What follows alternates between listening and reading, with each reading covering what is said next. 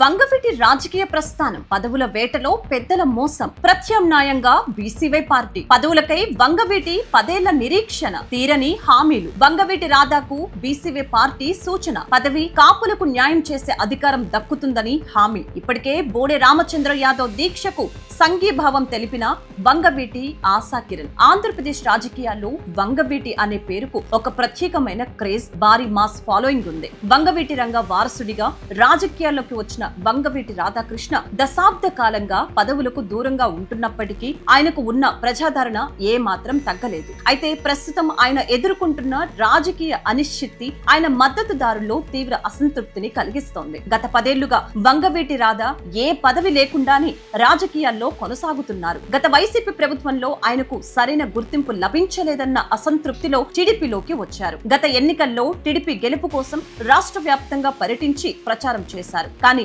TDP అధికారంలోకి వచ్చి 2 ఏళ్లు గడుస్తున్న నేటికి ఆయనకు ఏ పదవి దక్కలేదు. ఇదిగో ఎమ్మెల్సీ, అదిగో ఎంపీ అంటూ ఊరిస్తున్నారే తప్ప ఆచరణలో ఏమీ జరగటం లేదని ఆయన వర్గం ఆవేదన వ్యక్తం చేస్తోంది. ఈ నేపథ్యంలో బోడే రామచంద్ర యాదవ్ నాయకత్వంలోని భారత చైతన్య యువజన పార్టీ ఇప్పుడు ఒక బలమైన ప్రత్యామ్నాయంగా తెరపైకి వస్తోంది. ముఖ్యంగా బీసీలు, కాపు సామాజిక వర్గాలు కలిస్తే రాష్ట్ర రాజకీయాల్లో తిరుగులేని శక్తిగా మారుతుంది. ఈ 2 వర్గాలు ఏకమైతే అది ఏ పార్టీకైనా డెడ్లీ కాంబినేషన్ అవుతోంది. ప్రస్తుతం ఉన్న పరిస్థితుల్లో వంగవీటి రాధా వంటి నాయకులు ఇతర పార్టీల దయా దాక్షిణ్యాలపై ఆధారపడకుండా తమ సొంత బలంతో రాజకీయ న్యాయం చేయగలిగే వేదిక బీసీవై పార్టీ వైపు నడిస్తే బాగుంటుందనే చర్చ నడుస్తోంది. కాపు యువత ఇప్పటికీ ప్రత్యామ్నాయ రాజకీయాల వైపు చూస్తున్న తరుణంలో రాధా కూడా బీసీవై పార్టీలోకి అడుగు పెడితే ఆయనకు రాజకీయ ప్రాధాన్యతతో పాటు తన సామాజిక వర్గానికి న్యాయం చేసే అవకాశం నేరుగా లభిస్తోంది.